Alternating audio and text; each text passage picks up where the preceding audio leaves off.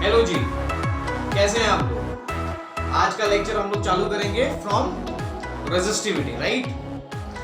अभी हम लोगों ने लास्ट लेक्चर में इंट्रोड्यूस किया था रेजिस्टेंस। तो रेजिस्टेंस का फॉर्मूला हम लोगों ने लिखा था rho L by A.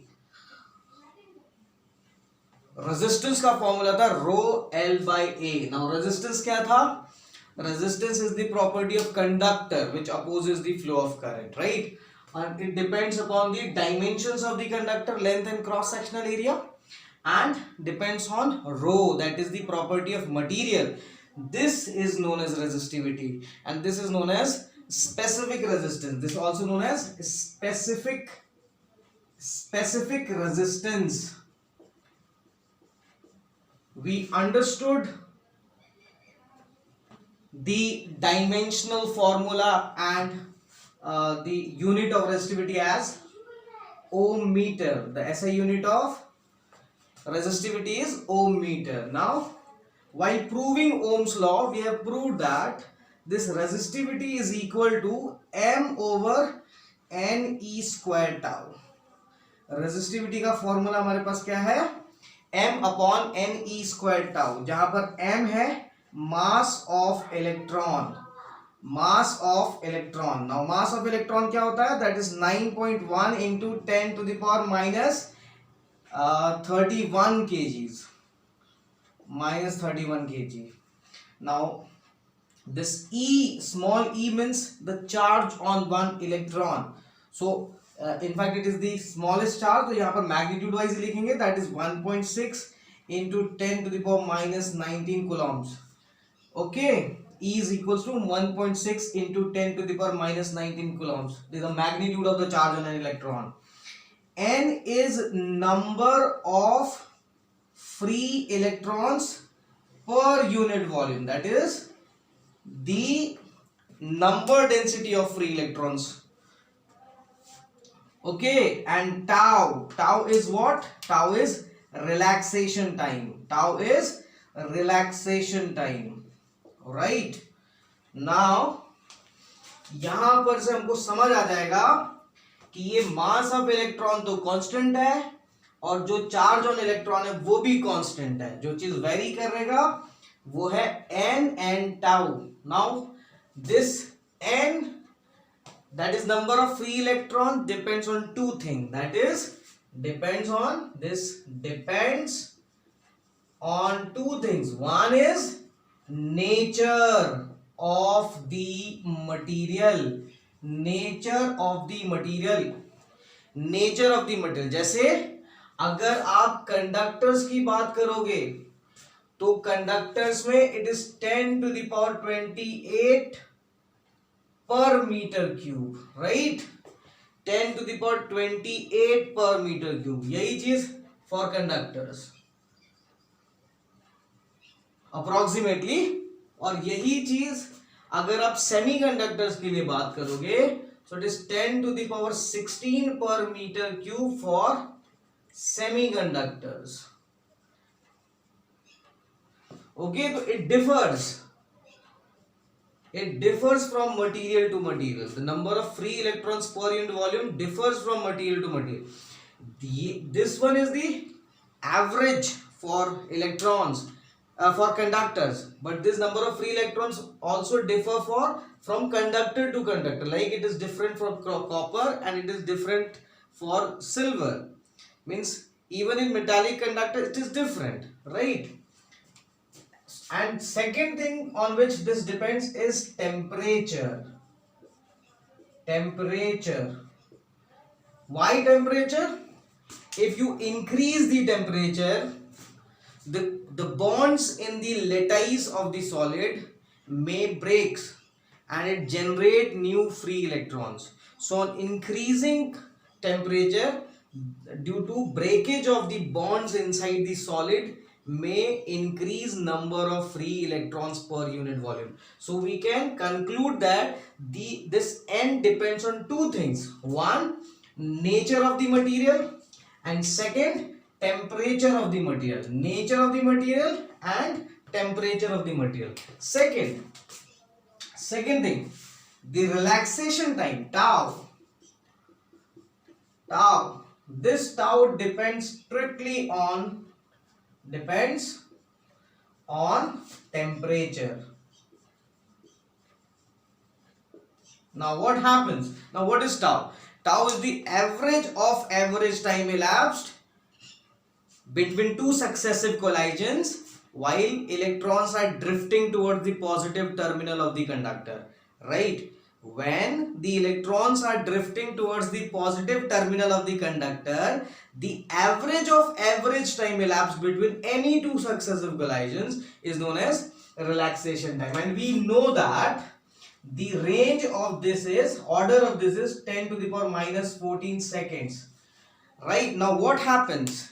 If temperature increases, the thermal speed of the free electrons also increases. Now they will move rapidly, right? If temperature increases, the thermal energy of the free electrons, which has been converted into their kinetic energy, will also increase.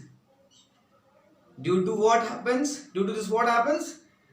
The electrons will travel more speedily, right? So the time between two successive collision will decrease. Okay, so on increasing the temperature, the relaxation time decreases. On increasing the temperature, number of free electron per unit volume decreases, increases, change होगा. Now अगर हम यहाँ पर देखें ध्यान से, तो हम इसको, जैसे अगर हम सिर्फ नेचर की बात करें कि ये तो समझ आ गया कि n नेचर पे डिपेंड करेगा और टेम्परेचर पे डिपेंड करेगा और जो टाउ है वो टेम्परेचर पे डिपेंड करेगा. तो नेचर की हम लोग बात कर लेते हैं पहले. ठीक है, देखिए क्या होता है.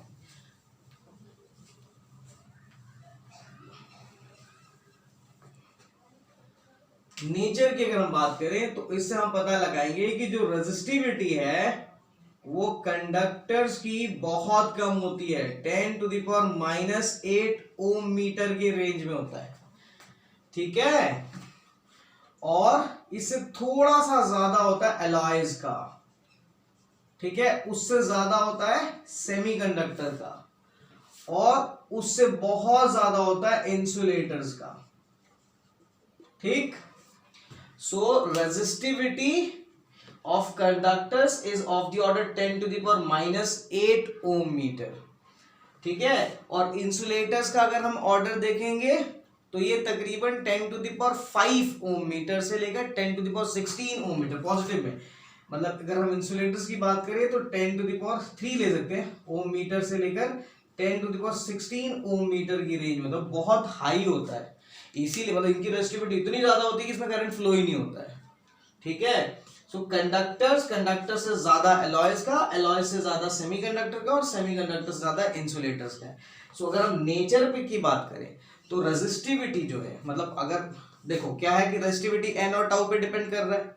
एन नेचर और टेम्परेचर पे डिपेंड कर रहा है और टाउ टेम्परेचर पे डिपेंड कर रहा है. तो हम इससे कह सकते हैं कि रेजिस्टिविटी किस चीज पे डिपेंड करेगा? पहला नेचर पे. तो नेचर के हिसाब से हम ये बता सकते हैं कि कंडक्टर का रेजिस्टिविटी सबसे कम और इंसुलेटर्स की रेजिस्टिविटी सबसे ज्यादा. इसके ऑर्डर को याद करने की आवश्यकता वैसे है नहीं, बट फिर भी अगर आप चाहें तो एनसीईआरटी पे इसका वो दिया हुआ, टेबल दिया हुआ है, तो वी कैन सी दैट. ठीक है, एक बार हम देख सकते हैं कम से कम. तो कंडक्टर्स से ज्यादा अलॉयज. अलॉयज समझते हैं?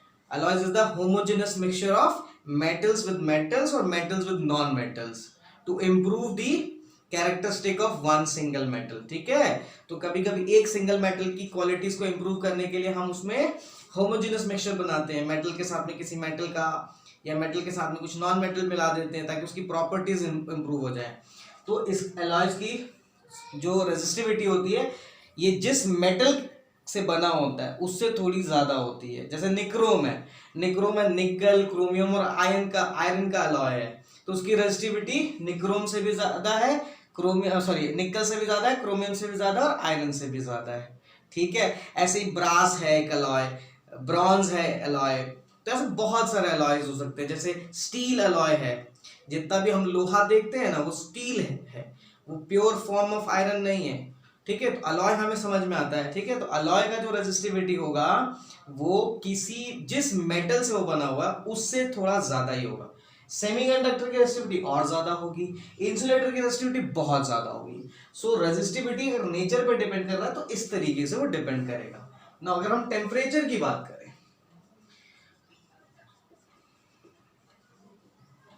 ठीक, तो अगर टेम्परेचर की मैं बात करूं तो रेजिस्टिविटी जो है अगर हम यहां से देखें तो टेम्परेचर के बढ़ाने से क्या होगा, विथ इंक्रीज इन टेम्परेचर क्या बात होगा। देखो हमारे पास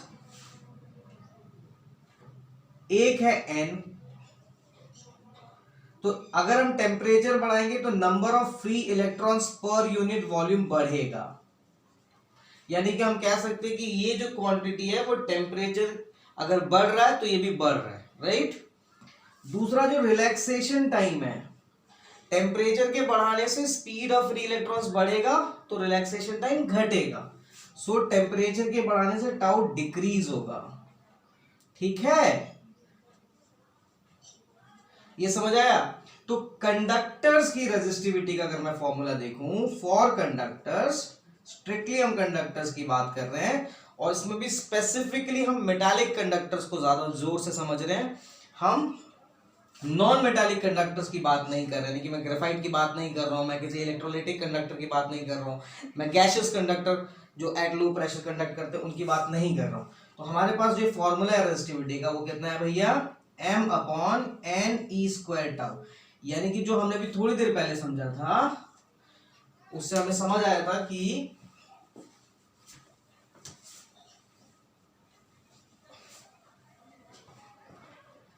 जो रेजिस्टिविटी है ये इनवर्सली प्रोपोर्शनल है, क्योंकि m और e स्क्वायर को तो मैं कांस्टेंट की तरह ट्रीट कर सकता हूं, तो इनवर्सली प्रोपोर्शनल हो गया n इंटू टाउ के। ठीक है, अब टेम्परेचर के बढ़ाने से ये जो n है, अगर थोड़ा बड़ा लिख देता हूं, n इंटू टाउ। ठीक है, टेम्परेचर के बढ़ाने से ये वाली चीज बढ़ रही है और ये वाली चीज घट रही है। ठीक है, तो क्या होगा, मतलब रेजिस्टिविटी के साथ क्या होगा, तापमान बढ़ाने से ये वाली क्वांटिटी बढ़ रही है और ये वाली क्वांटिटी घट रही है, तो रेजिस्टिविटी के साथ क्या होगा। तो मैं आपको बताता हूं specifically for conductors with rise in temperature n increases, tau decreases, that's all right, but the increment in n is less or lesser than decrement in tau, so this overall factor decreases, right. So for conductors with rise in temperature, the increment in n is relatively lesser than decrement in relaxation time. So we can conclude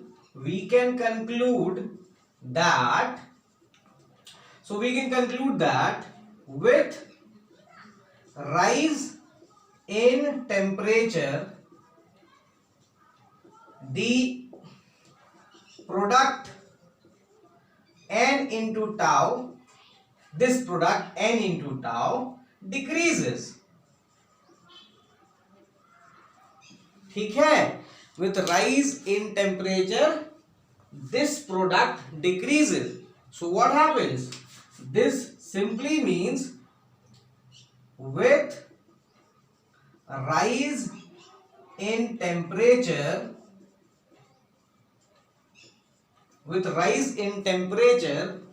resistivity of conductor increases.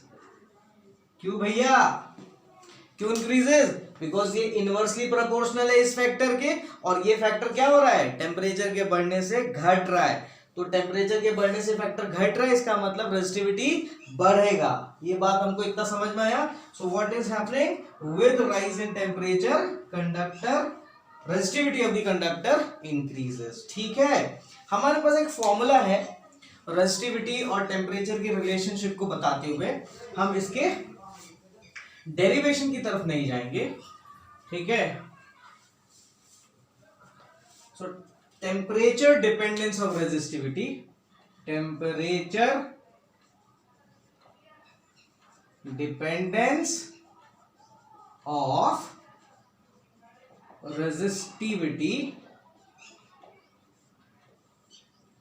ठीक है, यह है rho at some temperature T is equals to rho naught, that is initial temperature or temperature at 0 degree, resistivity at 0 degree Celsius.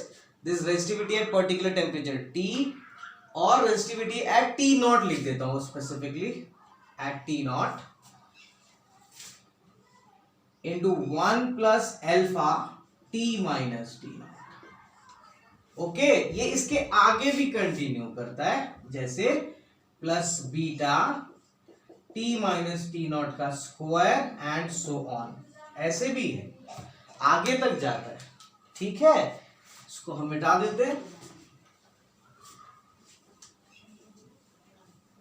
ठीक है, ऐसे आगे तक जाता है, but for T minus T not less, for less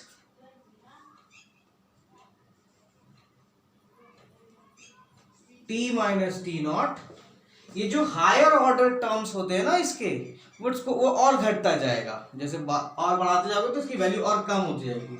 so higher orders of T minus T naught can be neglected, can be neglected. ठीक है, so for less T minus T naught, higher order of T minus T naught can be neglected. ठीक है, तो हम ये जो terms हैं जिनके अंदर या उसके आगे वाले टर्म्स उसको हम निग्लेक्ट कर सकते हैं। तो सिंपल मेरे पास रो टी कितना हो जाएगा, rho T naught into 1 plus alpha T minus T naught. Okay, एक approximate value. Now what is T? T is final temperature, T is final temperature. ठीक है, now what is T naught? T naught is initial temperature. ठीक, पकड़ में आ रहा है बात? Now what is rho T?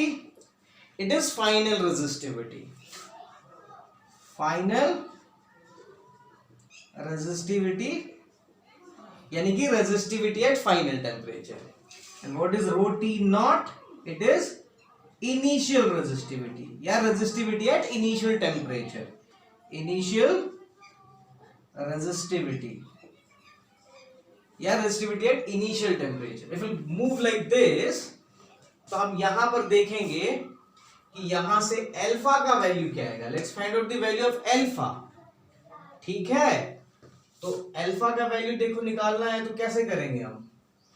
सो देखो, इसको हम लिख देते हैं rho T is equal to rho T naught plus rho T naught into alpha T minus T naught. मुझे यहां से अल्फा का वैल्यू चाहिए, तो कैसे निकलेगा, इसको इधर माइनस में भेज दो, एक ही बार में लिख देते हैं। तो alpha will be equal to rho t minus rho T naught, यानी कि final resistivity minus initial resistivity upon initial resistivity into change in temperature.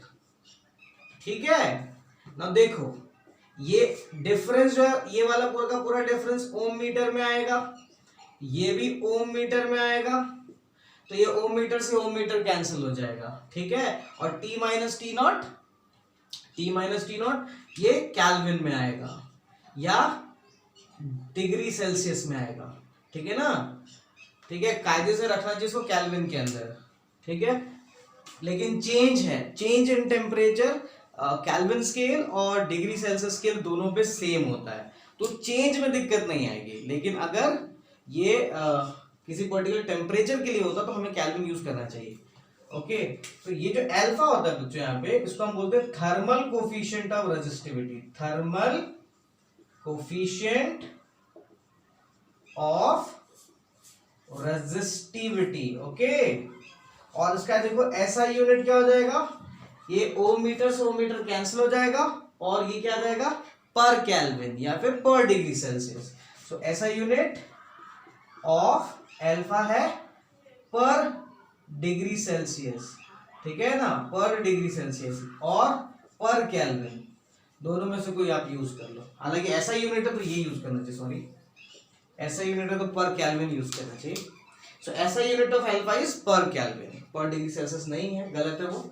तो हमारे को अल्फा समझ में आया, अल्फा क्या है, थर्मल कोफिशिएंट ऑफ रेजिस्टिविटी, ठीक है। अब एक बात और मैं आपको बताता हूं, ये कांस्टेंट है लेकिन ये कांस्टेंट किसी पर्टिकुलर मतलब किसी पर्टिकुलर कंडक्टर का कांस्टेंट है ये, लेकिन हमेशा नहीं है, किसी पर्टिकुलर रेंज में है। जैसे 1 से लेकर 50 डिग्री तक इसकी वैल्यू कांस्टेंट रहेगी। से एग्जांपल कोई मेटालिक कंडक्टर है X, तो उसके लिए इसकी वैल्यू 1 से लेकर 50 डिग्री तक कुछ रहेगा, फिर 50 से लेकर 200 डिग्री तक कुछ और रहेगा, फिर 200 से लेकर 500 डिग्री तक कुछ और रहेगा। So even if it is a constant, it does not remain constant through out all the temperature ranges. Okay, it has a limitation that it will remain constant within this bracket, it will have different value in another bracket of temperature, right? So जब भी हम ये thermal coefficient of resistivity की कोई भी value लेंगे, हमेशा वो एक पर्टिकुलर रेंज के अंदर लिया जाएगा, या जितने भी रेंजेस कवर हो रहे हैं टेम्परेचर के उसमें उसकी एवरेज वैल्यू ली जाएगी, राइट? तो यहां पर हमें ये वाली बात समझ में आ गया।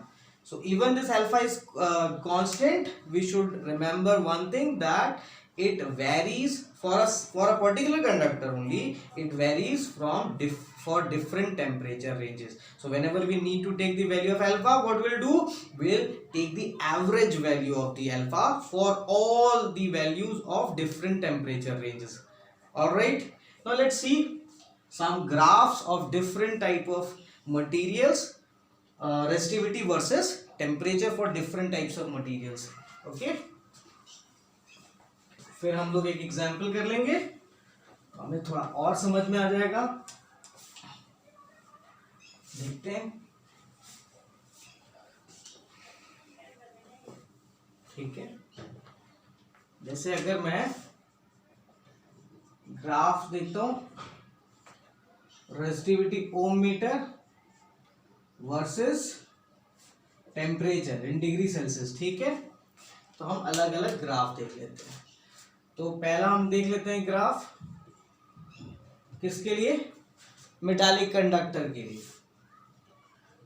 मेटालिक कंडक्टर, अभी ना ये स्पेलिंग देख लेना यार, मेटल लिख देता हूं मैं, मेटल, ठीक है। दूसरा हम लिख लेते हैं अलॉय, और तीसरा हम लिख लेते हैं सेमीकंडक्टर।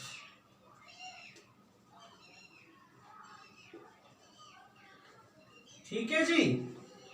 अब ध्यान रहे यहां पर जो मैं टेम्परेचर नाप रहा हूं डिग्री सेल्सियस में नाप रहा हूं, टेम्परेचर ऑन डिग्री सेल्सियस, ठीक है। और यहां पर जो रेजिस्टिविटी हम नाप रहे हैं ओम मीटर में नाप रहे हैं, resistivity is measured in ohm metre. Okay, now for metallic conductors हम देखेंगे कि जो इसका ग्राफ होता है वो कुछ ऐसा होता है। थोड़ा और कर देते हैं ऐसा, ठीक है। सो 0 डिग्री सेल्सियस पे जो मेटल्स की रेजिस्टिविटी होती है वो बहुत कम होता है, लेकिन टेम्परेचर के साथ में इसका वेरिएशन जो है वो बहुत ज्यादा है। यानी कि यहां पर अगर मैं देखूं तो d rho by d t जो है, ये स्लोप ऑफ दिस कर्व, ये बहुत ज्यादा है। इज दो बातें, पॉजिटिव और दूसरी बात लार्ज, ठीक है, पॉजिटिव एंड लार्ज। क्लियर है? अब इससे क्या पता पड़ेगा, यहां देखते हैं अलॉय के लिए। तो अलॉय की रेजिस्टिविटी का अगर आप ग्राफ देखोगे तो कुछ ऐसा बनेगा, ऐसा, ठीक है। अलॉयज की रेजिस्टिविटी मेटालिक कंडक्टर के मुकाबले बहुत ज्यादा होगी एट 0 डिग्री सेल्सियस, लेकिन जो आप ये वाला ग्राफ देखोगे इसमें जो स्लोप आएगा इसका, पहली बात तो एक लीनियर दिख रहा है, दूसरी बात ये बहुत कम होगा, ठीक है। तो ये बहुत कम होता है ये वाला एंगल, ठीक है। तो इसके लिए dp बाई p नहीं है, sorry, it is d rho by dt। अगर आप देखोगे t is temperature not time, okay. तो काम करते हैं इसको यहाँ पर कैपिटल ही लिख देते हैं, नहीं तो गंदी आदत है वो गड़बड़ हो जाएगा फिर। This is temperature on Celsius scale, ठीक है। इतना ये मैथ नहीं है, फिजिक्स, दिमाग लगाना पड़ेगा इतना। तो d rho by d t alloy के लिए कैसा होगा भैया, पॉजिटिव होगा, देखो बढ़ रहा है बट स्मॉल, वेरी स्मॉल। अब यही बात अगर हम सेमीकंडक्टर्स के लिए देखेंगे तो विल फाइंड कि सेमीकंडक्टर की वैल्यू कुछ ऐसी होगी, ठीक है ना। सेमीकंडक्टर्स के लिए ये जो d rho by d t है ये नेगेटिव होता है। Now why d rho by d t, we are calculating d rho by d t. देखो जो अल्फा होता है वो आपने क्या देखा, rho t minus rho T naught upon rho T naught into t minus T naught, okay. So for small changes, for small changes in temperature, आप देखो ध्यान से, ये जो चीज है ये वाला, ये क्या है, ये चेंज इन रेजिस्टिविटी, और ये क्या है, चेंज इन टेम्परेचर, ठीक है। और रिवोल्यूशन, तो आप इससे लिख सकते हो कि जो for small changes in temperature this alpha is, यहां पर हम कुछ और यूज करेंगे, this alpha is what, can be written as 1 upon rho t naught times d rho by dt, ठीक है। सो हम d rho by dt यानी कि स्लोप से ये पता लगा सकते हैं कि अल्फा कैसा है। तो कंडक्टर्स के लिए अल्फा पॉजिटिव होगा, अलॉयज के लिए अल्फा पॉजिटिव होगा, सेमीकंडक्टर्स के लिए अल्फा नेगेटिव होगा, राइट। और कंडक्टर्स के लिए अल्फा की वैल्यू लार्ज होगा, ये अलॉयज के लिए अल्फा की वैल्यू पॉजिटिव बट स्मॉल, और इसके लिए लार्ज या स्मॉल जैसा कोई हमने बात नहीं निकाला है, वो जब हम सेमीकंडक्टर को आपस में कंपेयर करेंगे तो पता लगाएंगे किसका ज्यादा है किसका कम है, बट बेचारे का नेगेटिव है। इसका मतलब क्या होता है, इसका मतलब ये होता है कि if you increase the temperature the resistivity of both metals as well as alloy increases. Very important concept, very important concept. If you increase the temperature, the resistivity of metals as well as alloys increases, but for semiconductors the resistivity decreases. Resistivity का reciprocal होता है conductivity, मतलब अगर आप temperature बढ़ाएंगे तो metal का conductivity घटेगा, अलॉय का भी कंडक्टिविटी घटेगा, लेकिन सेमीकंडक्टर की कंडक्टिविटी बढ़ेगा, ओके। और हम आगे जाएं, इन दोनों को कंपेयर करें तो इसकी रेजिस्टिविटी टेम्परेचर के साथ बहुत तेजी से बदल रहा है, लेकिन इसकी रेजिस्टिविटी टेम्परेचर के साथ बहुत धीरे धीरे बदलता है, या हम प्रैक्टिकली बोल सकते हैं कि ऑलमोस्ट नहीं बदलता है। तो जहां पर भी हमें ऐसे रेजिस्टेंस की जरूरत होगी जिसको हम चाहते हैं कि वो टेम्परेचर के साथ चेंज ना हो, वहां पर हमेशा हम एलॉयज का यूज करेंगे। तो जितने भी वायर बाउंडेड रेजिस्टर्स होते हैं, मतलब ऐसे रेजिस्टर्स होते हैं जिनको हम वायर से बनाते हैं, तो हम चाहते हैं ना कि उसका वैल्यू फिक्स रहे, तो वो हमेशा एलॉय से बनेगा, जैसे कॉन्स्टेंटाइन एक एलॉय है, मैग्नीन एक एलॉय है, तो उनसे बनेगा, ना कि किसी मेटल से। यानी कि हम कॉपर का उठा के रेजिस्टर नहीं बनाएंगे, राइट। हम कोई ना कोई एलॉय लेंगे ताकि टेम्परेचर के बदलने से उसकी रेजिस्टिविटी में बहुत ज्यादा चेंज ना आए। यहां तक समझ आया, बिंगो। एक चीज और, जैसे हम देख रहे हैं कि टेम्परेचर के बढ़ाने से कंडक्टर्स की रेजिस्टिविटी बढ़ती है, यानी कि घटाने से घटेगी भी। तो अगर हम थोड़ा और एक्स्ट्रापोलेट करें तो हमारे पास एक और मटेरियल आता है जिसको हम बोलते हैं सुपर कंडक्टर, ठीक है। ऐसे ही थोड़ा डिस्कस कर लेता हूं मैं इसको। तो सुपर कंडक्टर्स क्या होते हैं बच्चों, जैसे ये इसका ग्राफ बना देता हूं मैं पहले। ये टेम्परेचर है, इसको क्रिटिकल टेम्परेचर बोलते हैं। देखो इसके पहले देखो, यहाँ पर इधर देखो, इस लाइन के उधर वाला ग्राफ लगभग ऐसा दिखेगा, कंडक्टर ये है ना। इधर नेगेटिव में चला गया टेम्परेचर, ठीक है। हम चाहे तो इसको केल्विन में नाप लेते हैं, नेगेटिव में ना लेके इसको 0 केल्विन ले लेते हैं, एब्सोल्यूट 0, और ये केल्विन, केल्विन स्केल कभी भी नेगेटिव नहीं होता, ठीक है। तो हमने ये देखा कि कुछ ऐसे मटेरियल होते हैं, कुछ क्या सभी मटेरियल ऐसे होते हैं, मेटालिक कंडक्टर्स ऐसे होते हैं जिनका तापमान बढ़ाने से रेजिस्टिविटी बढ़ता है, मतलब तापमान घटाने से रेजिस्टिविटी घटेगा। अगर टेम्परेचर बढ़ाने से रेजिस्टिविटी बढ़ रहा है तो टेम्परेचर घटाने से रेजिस्टिविटी घटेगा, ओके। सो कुछ लोगों ने इस पे ये देखो क्या होता है ना, साइंटिफिक दिमाग क्या होता है कि अच्छा ऐसा हो रहा है तो करके देखो, ठीक है, तो करके देखा। तो एक सरनेम पता है मुझे एक साइंटिस्ट का, ओन्स नाम था उनका, कैमरलिंग ओन्स, ONNES। तो कैमरलिंग ओन्स ने क्या किया, इसका टेम्परेचर को कम करते गए 1911 में 1911 में उनको ये चीज पता पड़ा कि हमारे पास कुछ ऐसे मटेरियल हो सकते हैं जिनका रेजिस्टिविटी 0 हो जाएगा। हाँ ये जरूर है कि रेजिस्टिविटी 0 करने के लिए जो टेम्परेचर हमें बनाना पड़ेगा वो बहुत कम होता है। जैसे मर्क्यूरी का सबसे पहले उन्होंने खोजा था तो 4.2 केल्विन होता है, क्लोज टू 0 केल्विन। वो लेबोरेटरी वाले एनवायरनमेंट में ही पॉसिबल है। मर्क्यूरी का देखा गया तो मेरे ख्याल से 7.2 केल्विन आया लेड का, ठीक है। मर्क्यूरी के लिए 4.2 केल्विन और लेड के लिए 7.2 केल्विन के आसपास, जहां पर उसकी रेजिस्टिविटी 0 हो जाएगी, ठीक है। तो इसके बाद अगर रेजिस्टिविटी 0 हो गया मतलब रेजिस्टेंस 0, रेजिस्टिविटी 0 मतलब रेजिस्टेंस भी 0 हो गया और कंडक्टिविटी इनफिनाइट हो जाएगा, ठीक है। रेजिस्टिविटी 0 तो कंडक्टिविटी इनफाइनाइट। तो इस तरह का material which exhibits 0 resistivity beyond a particular temperature is known as superconductor.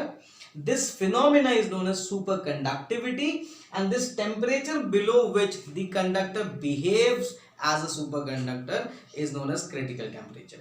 Once more, कोई भी कंडक्टर जिसका रेजिस्टिविटी 0 होगा या कंडक्टिविटी इंफिनिटी होगा उसे हम सुपर कंडक्टर बोलेंगे।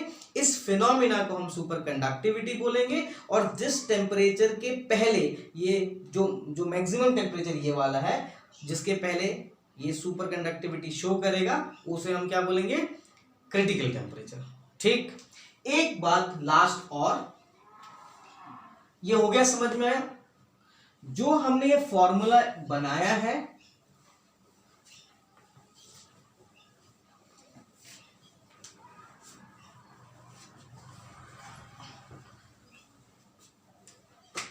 ये जो हमने फॉर्मूला देखा, rho T is equals to rho T naught into 1 plus alpha T minus T not.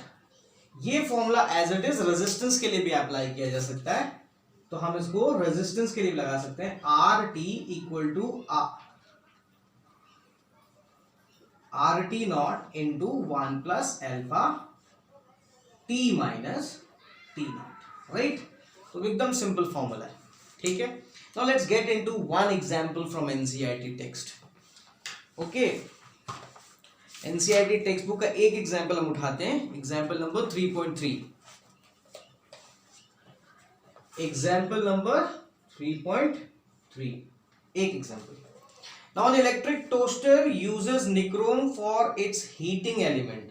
एक इलेक्ट्रिक टोस्टर है which uses nichrome, nichrome is निकल, क्रोमियम एंड आयरन का alloy as its heating element, okay. When a negligible small current passes through it, अगर बहुत छोटा सा current उसके through हम पास करते हैं, its resistance at room temperature is found to be 75.3 ohm, यानी कि हमें दिया हुआ है R T naught as 75.3 ohm, 75.3 ohm, and the temperature, that is room temperature, is given to as 27.0 degrees Celsius, right? When the toaster is connected to a 230 volt supply, अब हमने इसको एक 230 वोल्ट यानी कि 230 वोल्ट सप्लाई से connect कर दिया इस टोस्टर को, the current settles after a few seconds to a steady value of 2.68 ampere. कुछ देर बाद, जैसे देखो क्या होगा, जैसे ही करंट को आप मतलब वोल्टेज पास करोगे तो उसके थ्रू करंट फ्लो होगा, करंट फ्लो होने का तो रेजिस्टेंस में चेंजेस आता है थोड़ा बहुत, फिर कुछ देर बाद वो सेटल हो जाता है। जब रेजिस्टेंस कुछ एक पर्टिकुलर वैल्यू अपना लेता है, भाई गर्म हो जाएगा तो कुछ चेंजेस आएगा ना, तो उसका तो सेटल हो जाएगा, कुछ देर बाद रेजिस्टेंस फिक्स हो जाएगा। तो जब रेजिस्टेंस फिक्स हो जाएगा तो उसमें करंट भी एक फिक्स वैल्यू फ्लो करने लग जाएगा and it comes out to be 2.68 volt ampere. तो यहाँ पर जो करंट सेटल होने के बाद आ रहा है that is 2.68 ampere. Okay, now what is the steady temperature of the nichrome element. तो इस वक्त इसका टेम्परेचर कितना है, ये सवाल पूछा गया है निक्रोम एलिमेंट के लिए। The temperature coefficient of resistance of nichrome averaged over the temperature range involved is, जो अल्फा दे रखा हमको निक्रोम का, वो दे रखा है 1.70 इंटू 10⁻⁴ पर डिग्री सेल्सियस। ठीक है, ये निक्रोम का हमें दे रखा है। क्या बोला है, this is the temperature coefficient of nichrome over average over all the temperature ranges involved. जितना टेम्परेचर रेंजेस इन्वॉल्व्ड है उसका एवरेज करके कैलकुलेट किया हुआ। तो एक बार सवाल को समझे, उस टोस्टर का 27 डिग्री सेल्सियस पे जो रेजिस्टेंस है वो 75.3 ओम है, उसमें हमने इतना वोल्टेज लगा दिया तो कुछ देर बाद इतना करंट सेटल हो गया। इस वक्त यानी कि स्टेडी टेम्परेचर की वैल्यू पूछा गया है, निक्रोम का अल्फा हमें गिवन है। ठीक, अब अगर हम फॉर्मूला मतलब देखें ये वाला, तो क्या मिसिंग है, देखो ये पूछा है, सॉरी ये दिया है, ये पूछा है, ये गिवन है, ये भी गिवन है, दिस है ना। देखो ये वाला टेम्परेचर पूछा है, ये 27.0 डिग्री सेल्सियस दिया हुआ है, अल्फा भी गिवन है हमको इतना, RT नॉट हमें दिया हुआ 75.3, हमें RT भी नहीं पता है, तो हमें दो चीज नहीं पता है, ये नहीं पता है, ये नहीं पता है, ये तो पूछा है, ये नहीं पता है, लेकिन क्या हमारे पास ऐसा इंफॉर्मेशन है जिससे हम रेजिस्टेंस निकाल सकें? जी हाँ बिल्कुल है। देखो जिस टेम्परेचर पे ये पूछा गया है उस टेम्परेचर का वोल्टेज पता है, करंट पता है, तो ओम्स लॉ लगा करके हम रेजिस्टेंस की वैल्यू कैलकुलेट कर सकते हैं। ठीक है, सो यूजिंग ओम्स लॉ हम कैलकुलेट कर सकते हैं कि resistance at this steady temperature कितना होगा, तो हो जाएगा V/I that is 230 upon 2.68 volt पर एम्पियर। अब आप जैसे कि आपको पता है कि मेरा दिमाग तेज चलता है, खटाक से कैलकुलेशन करने के बजाय मैं चीटिंग कर लेता हूं, 85.8 ओम आएगा, it will come out to be 85.8 ohm, है ना। We have to get into the process, right. ना अब मुझे RT पता है ना, मुझे अब ये पता है, ये पता है, मतलब 1 तो कांस्टेंट है, अल्फा पता है, T माइनस T नॉट। इसके बाद हम क्या कर सकते हैं, हम यहां से अल्फा की वैल्यू कैलकुलेट कर सकते हैं। So using the formula this RT is equals to RT naught into 1 plus alpha T minus T naught, we can get the value of alpha. Wow, ये हो गया हमारे पास 85.8 is equals to RT naught कितना है 75.3, and इसको multiply भी कर दिया साथ में, तो ये हो गया 1 के साथ मल्टीप्लाई हो गया प्लस अल्फा हमें दिया हुआ है। एक काम करते हैं, इसको हम सीधे नीचे भेज देते हैं, ये इसको नीचे भेज देते हैं तो हो जाएगा 75.3 और ये वन इधर आ जाएगा -1 is equals to T minus T naught, T minus T naught, T naught हमें गिवन है 27 डिग्री सेल्सियस और ये अल्फा नीचे चला आएगा यहाँ पे डिवाइड में। ठीक है, एक स्टेप आप खुद करना है, हालांकि पूरा ही खुद करना है, मैं तो ऐसे ही कर रहा हूँ उसको। तो ये जगह 1.7 इंटू 10⁻⁴ और यहाँ से आप कैलकुलेट करके निकालोगे जो कैपिटल T की वैल्यू आएगी, it will come out to be 847 degree Celsius, 847 degree Celsius. So this is how it can be solved. Next example number 3.4 is assignment. So example 3.4 बिल्कुल ऐसा कैसा है, तो आज का असाइनमेंट है, और उसके बाद एक्सरसाइज से थोड़ा और असाइनमेंट्स हैं, ठीक है। ये एग्जाम्पल 3.4 है बिल्कुल इसके जैसा, और एक एक्सरसाइज है हमारे पास, कुछ क्वेश्चन है असाइनमेंट में, मैं लिख देता हूं यहाँ पर 3.5 एक्सरसाइज मतलब एनसीईआरटी का एक्सरसाइज, ठीक है। 3.6, 3.7, 3.8, 3.14, 3.16, 3.17, 3.18 एंड 3.1, ठीक है। आज के लिए इतना ही, थैंक यू वेरी मच।